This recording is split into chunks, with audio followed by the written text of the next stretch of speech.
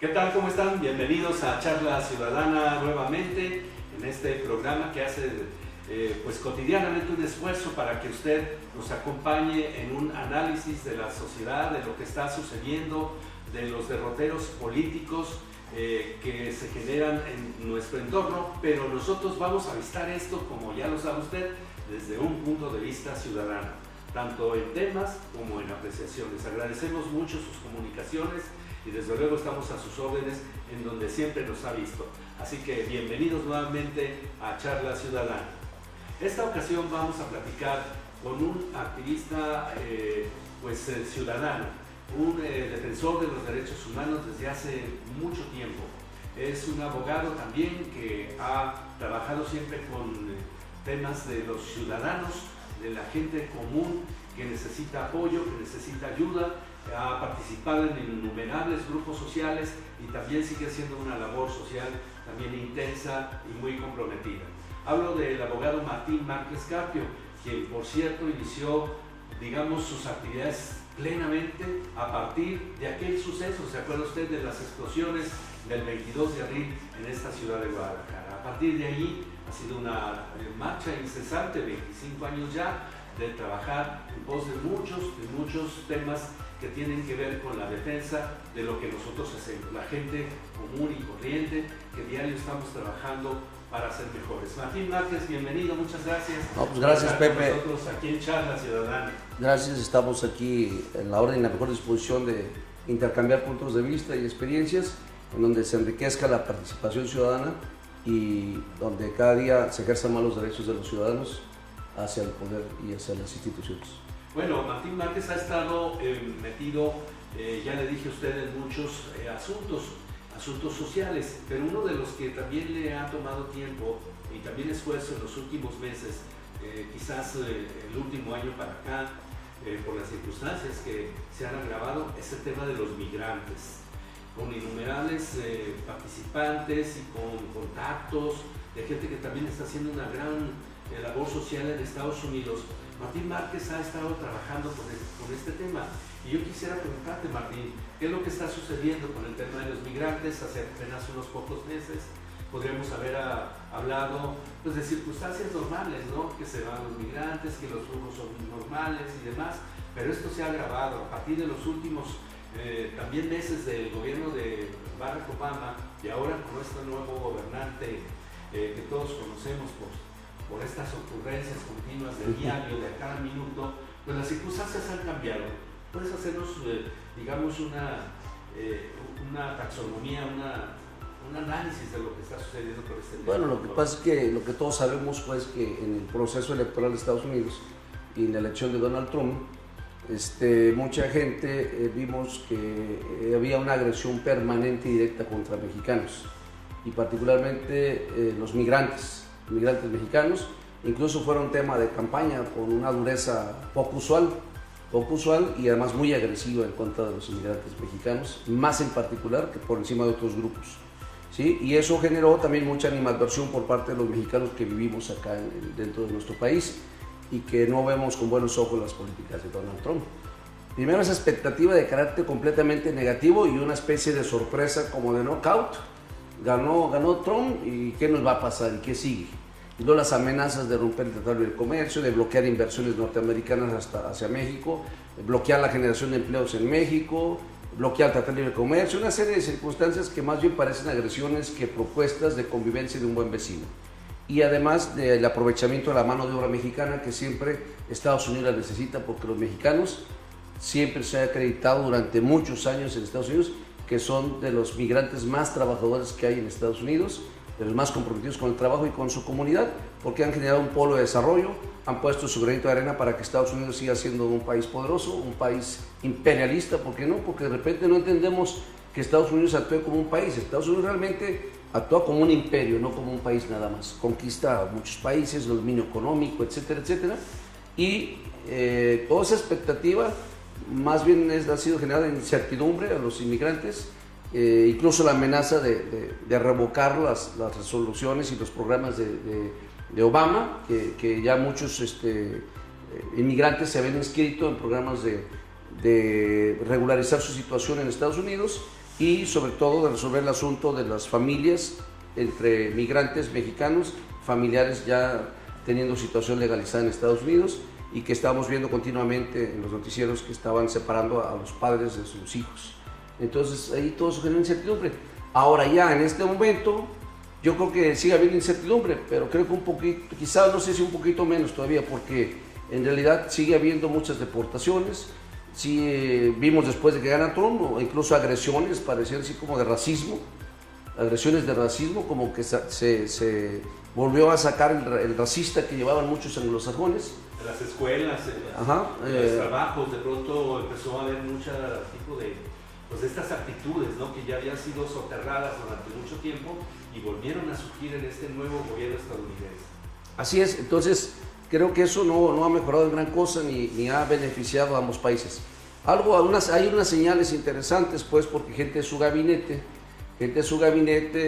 secretario de Estado, Relaciones Exteriores, de Economía, etcétera, han ido matizando esa posición de Donald Trump y han mandado mensajes, por ejemplo, en decir, es muy importante la convivencia con México, quizá puede ser nada más de palabra hacia afuera, pero sin embargo, yo creo que están generando un contrapeso con el propio Donald Trump, que es algo previsible, pues, que un solo hombre no puede gobernar un país habiendo tantos intereses y además dos partidos tan fuertes, ¿no?, el demócrata y el republicano. Entonces yo creo que no le iba a dejar gobernar solo al 100, aunque de repente parece que toma decisiones personales o muy de ocurrencias, como dijiste tú.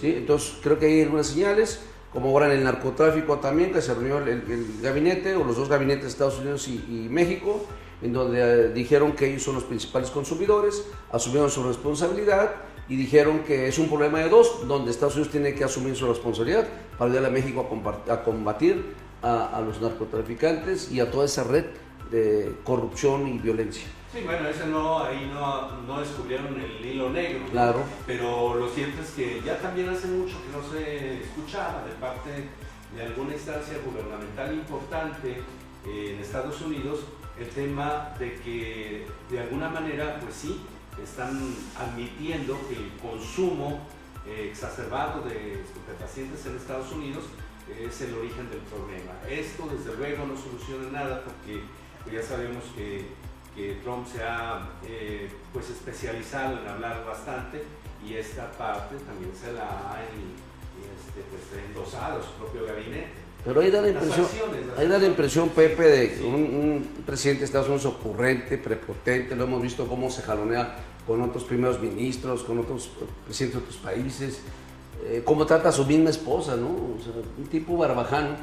Pero por otro lado, no sé si nada más yo, o no puedo hablar en nombre de todos los mexicanos, pero hay la sensación como que tenemos un presidente muy débil, un presidente, débil para empezar de su carácter de siempre, ¿no? Tipo sometido y acotado por las mafias del poder y por la economía y por todos los corruptos que han estado desfilando en su sexenio.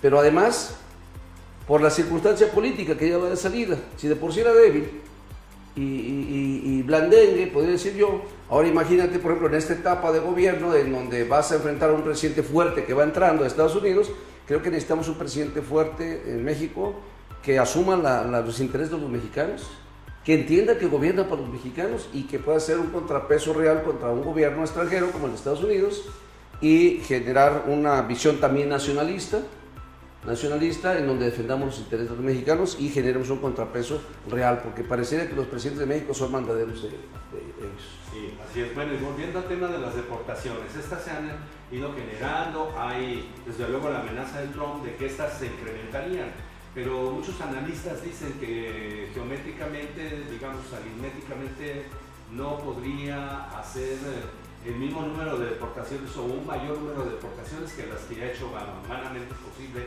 No se podría hacer porque ya de por sí son muy numerosas. Pero dejando eso a un lado, el asunto es qué hacen los deportados cuando llegan a México, cuál defensa tienen, qué pueden hacer. Luego vuelven a insistir también en regresar y todo este esquema. ¿Qué sucede con eso desde el punto de vista legal, sobre todo como esto? Bueno, mira, Pepe, yo creo que ahí hay que revisar varias cosas, aunque no sea nada más una implicación legal. Sí. Porque el hecho que lo deporten, bueno, pues ya sabemos que todos los gobiernos se reservan el derecho de recibirte o de deportarte. A veces aunque tengas tu pasaporte y tu visa, tú llegas ahí y te dicen no pasas. Oiga, pero que yo tengo todo en regla. Nosotros nos reservamos el derecho de estar y no pasas. Y de repente dicen, no, ¿por qué no pasé? ¿Sí? Eso sería desde el punto de vista legal, que el Estado, de todos modos, el gobierno de otro país tiene el derecho a reservarse si te expulsa o no te expulsa de su país. Con más razón si considera que fuiste ilegal a su país y todavía has usado por una política pública de decir que les vas a quitar su empleo a los nacionales de Estados Unidos, entonces genera todavía mucho mayor las condiciones para las deportaciones. El problema yo lo estoy viendo como tú lo estás planteando, en el sentido de que no es únicamente una deportación, sino gentes que fueron expulsadas del país porque no vieron las circunstancias económicas, principalmente económicas, de convivencia en su región, en su población de origen, y a lo mejor si son jaliscienses, bueno, pues en el estado de Jalisco y la zona metropolitana, y buscaron como una alternativa, porque tienen amigos, familiares en Estados Unidos, una alternativa de mejorar su economía y mejorar su calidad de vida y tratar de vivir mejor. Porque aquí, o por razones de estudio, de economía, y además porque vemos el salario no alcanza tampoco. Es una vacilada el salario que se establece aquí como mínimo, aunque ya se le tenga otra denominación. Entonces hay una serie de factores que hacen que se tome esa decisión. El problema es esto, hasta dónde el país está preparado para que al momento de ser expulsados de Estados Unidos, deportados y regresados a México, y en particular regresados a su pueblo o ciudad o región, ¿sí? Hemos visto que en buena parte del país se generan políticas públicas de relumbrón o de saliva. Es decir, los vamos a recibir, todos tienen lugares en las universidades aquí, todos tienen atención médica, les vamos a conseguir trabajo, etc. Pero la pregunta es, no tenemos trabajo para muchos los de aquí. Tenemos más de la mitad de la población del país en extrema pobreza, otro tanto más en pobreza, unos en extrema pobreza, otros en pobreza y otros medios pobres y una clase media desapareciendo y ya casi todos obreros. Entonces la pregunta es, en realidad, no estamos preparados para recibir a nuestros paisanos.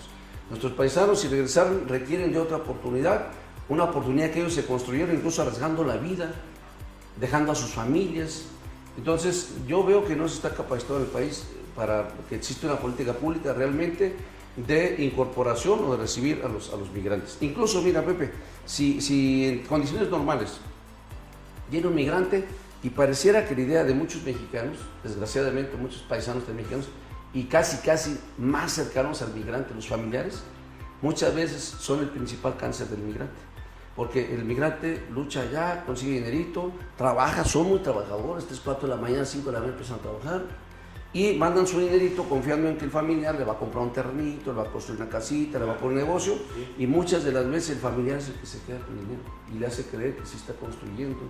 Y luego le compran un terreno que puede ser ejidal, que no tiene escrituras, o luego le compran un lugar donde no hay uso del suelo adecuado para poner un negocito, porque se piensa regresar y luego poner un negocito.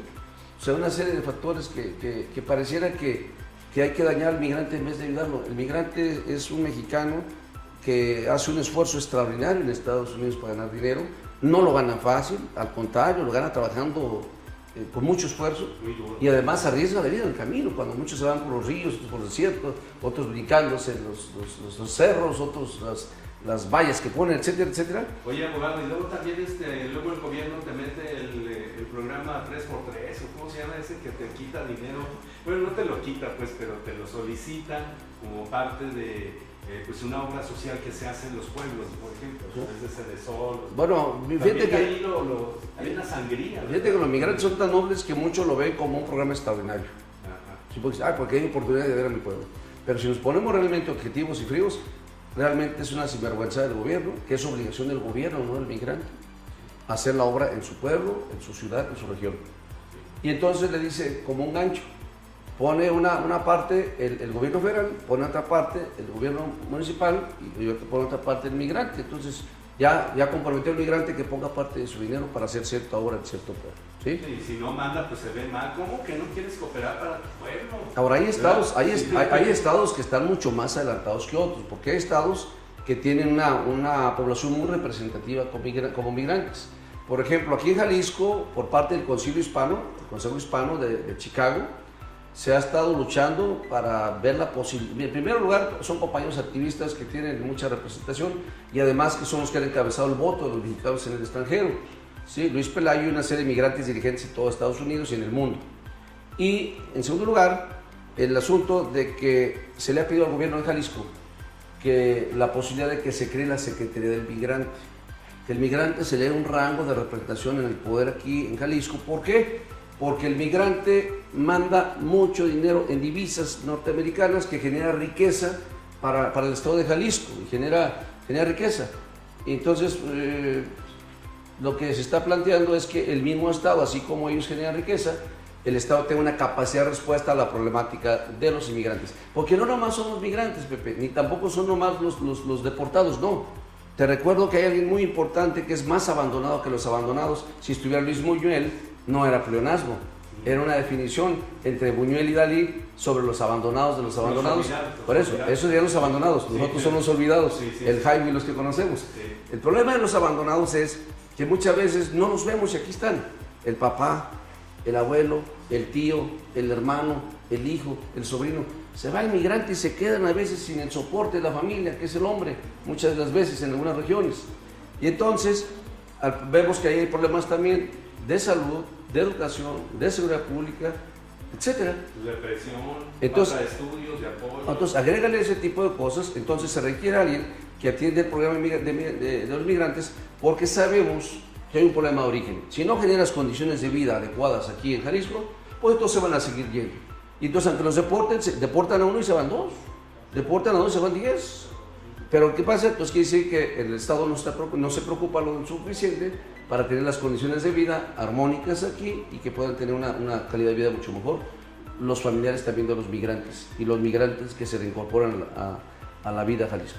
Sí, bueno, esos son los pecados, digamos, o los defectos que tiene el Estado mexicano y el Estado de Jalisco, el gobierno del Estado de Jalisco, para hacerlo más específico, que a partir de que, sin embargo, la cultura de la migración tiene muchísimos años en el Estado de Jalisco, que tiene rutas, que tiene pueblos y ciudades enteras en Estados Unidos en las cuales los jaliscienses están inscritos, están allí desde hace pues muchos años, desde el siglo pasado o principios del siglo pasado, pues resulta que a partir de todo ese momento no han creado tampoco las condiciones para atender todas esas condiciones de abandono a las que se refiere el abogado. Vamos a escuchar también, o vamos a tratar de usar los últimos minutos de esta entrevista para platicar de lo que se hace también en el entorno legal, en el gobierno y legislativo con el tema de los migrantes. ¿Por qué se está hablando ahora que ya las elecciones están muy próximas de un diputado o de otros diputados migrantes o de una Secretaría de la Migración o de los migrantes o como se quiera poner? ¿Por qué se está hablando de esto? Bueno, lo que pasa es que es un tema muy importante para la economía del país y se va a hablar más, yo creo, Pepe, porque si tomamos en consideración que anteriormente uno de los pilares de la economía era y siempre fue Pemex, ¿sí? un país que dependía mucho económicamente de la cuestión petrolera, y luego tenemos la cuestión del turismo, que es otra fuente de ingresos, más aparte de la recaudación de impuestos y las divisas de los migrantes, yo vería ahí 4 pies fuertes de la economía tambaleante mexicana, y uno de ellos, la fuente de ingresos, es precisamente las divisas de los migrantes. Entonces creo que es un reclamo legítimo de los migrantes diciendo, si nosotros, en donde nos encontramos, luchamos porque nuestro país mejore, nuestros familiares vivan mejor, es un reclamo muy legítimo que piden una Secretaría de Estado para que los atienda. En el caso de Michoacán tiene una Secretaría del Migrante, en el caso de Jalisco no tiene una Secretaría del Migrante. De alguna forma se sienten un poco ninguneados porque hicieron una dirección dentro de una Secretaría de Desarrollo Social, donde pusieron una persona que ni conoce los migrantes, ni conoce los problemas, parece que fuera de socialité, en vez de especialista en problemas de migración, o la sensibilidad en el tema, pues, para efectos de tener un puente de buen nivel de decisión entre los migrantes de Chicago, los de California, por ejemplo, son de los más fuertes, de Chicago y California, con el gobernador directamente y tener una gestión de sus problemas en primer nivel.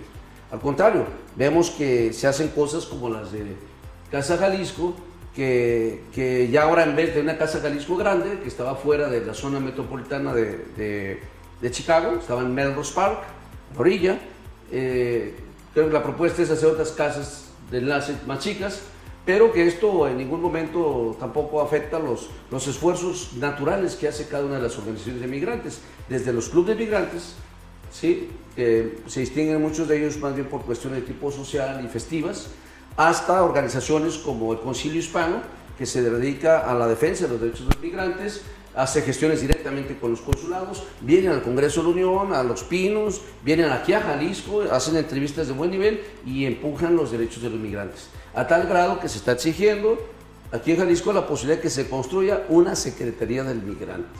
Incluso hay propuestas muy revolucionarias desde el punto de vista de ser sustentables económicamente, porque por ejemplo se ha hablado también de la posibilidad de un impuesto a las divisas de los migrantes, pero no un impuesto para gravarlos a ellos, sino un impuesto para que se destine a esa Secretaría del Migrante y no sea una secretaría pobre, una secretaría que tenga recursos suficientes para establecer niveles de gestión con consulados, con relaciones exteriores y con las diferentes instancias de gobierno y también con la defensa directa de los intereses de los migrantes en Estados Unidos y aquí en México. Y más allá de las divisas y de lo que corresponde a toda esta, pues una gran cantidad de dinero que viene sobre todo de los Estados Unidos de Norteamérica, lo que deberíamos de pensar también mucho es que en el caso, por ejemplo, de Jalisco, estamos hablando de poco más de 1 millón de personas, es de 1 millón de jaliscienses que pues estarían viviendo fuera del estado y que obviamente representan una gran cantidad de divisas y de apoyos, pero también significan, y eso nos lo va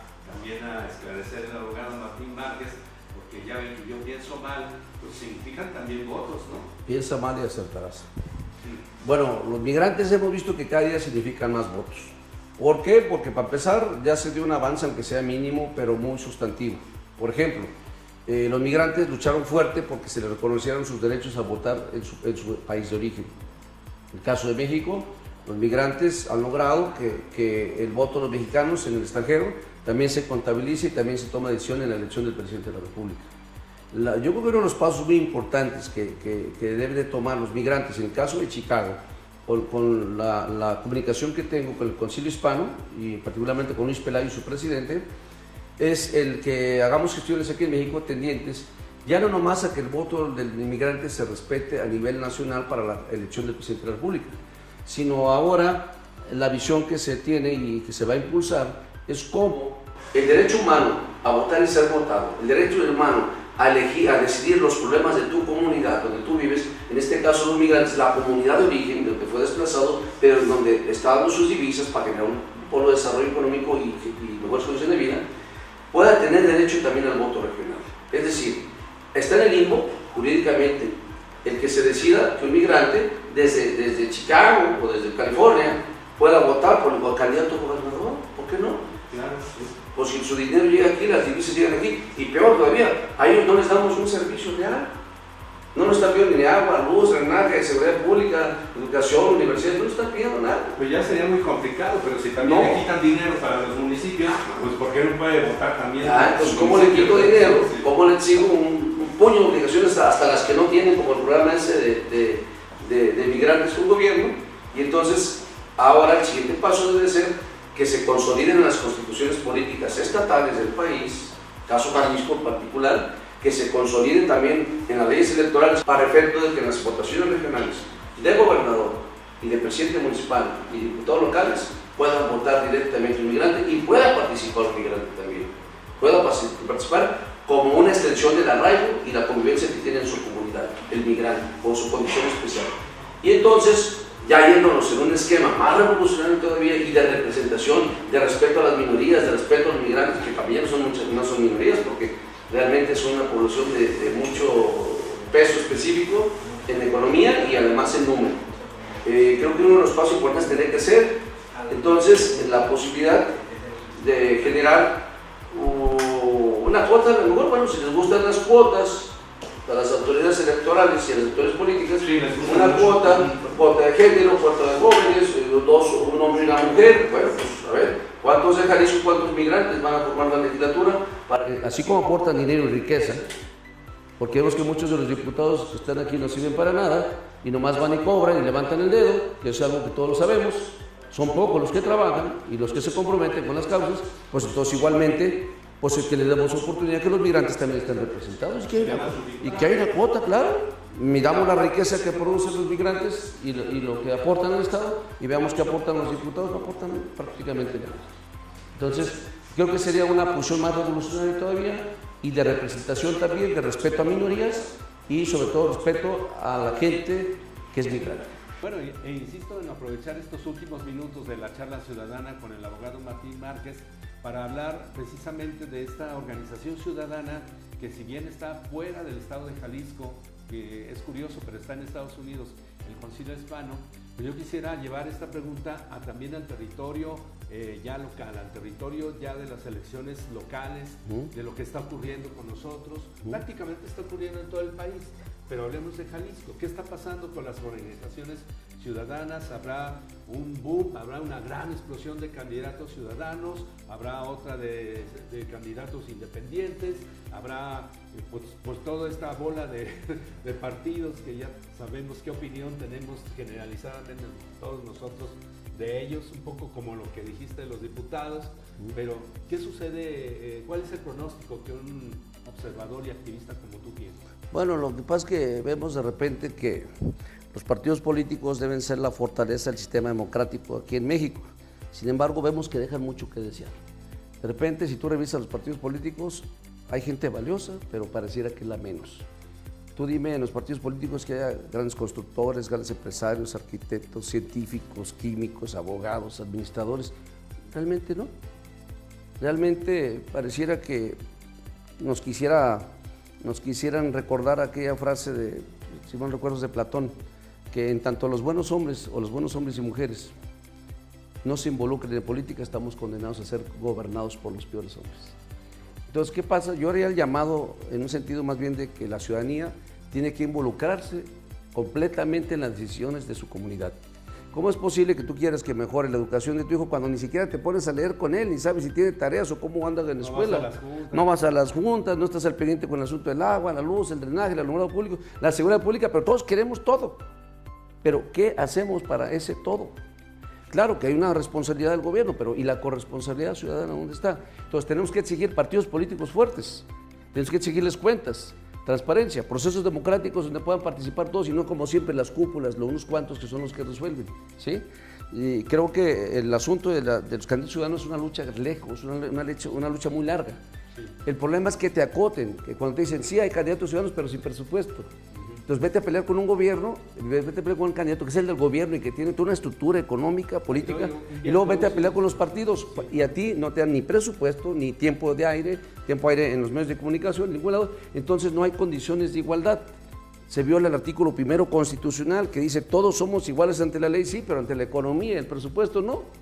Entonces te mandan a la lucha sin fusil y tú sabes que una contienda política sin dinero pues es como una vacilada. ¿Por qué? No porque no es necesariamente se necesita dinero para pelear dinero contra dinero, no, porque se necesita organización, gastos, estructura, oficinas, redes, medios de comunicación, etcétera, etcétera. Entonces, creo que sigue habiendo una condición desigual.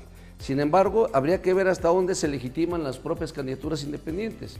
Va a depender de quien quiera ser candidato independiente y que efectivamente sea independiente a los intereses de los partidos para que genere un contrapeso en donde existe un compromiso real con la ciudadanía para resolver los problemas de la ciudadanía y no las burocracias partidistas. Claro. Ahora, si hay una combinación, pues creo que es mucho mejor que partidos políticos adopten a candidatos externos que sean buenos ciudadanos y capaces y reconocidos por su comunidad. Y todavía mejor que se comprometan los propios partidos a transparentar sus procesos de elección o a establecer mecanismos claros, porque no todos los van a transparentar, algunos a lo mejor no completan ni su comité ejecutivo, ¿no? Pero sí que los partidos políticos que no se comprometan con las causas con los problemas de los ciudadanos, que los propios ciudadanos los tachen y que vayan desapareciendo, no hay de otra, porque así va a tener que ser. Pedirles cuentas públicas y exigirles rendimiento. Muy bien. Muchas gracias, Martín Márquez. Gracias a usted también por estar en Charla Ciudadana en otra ocasión y nos despedimos de usted hasta otra ocasión. Gracias, Martín. No, gracias a ti, Pepe.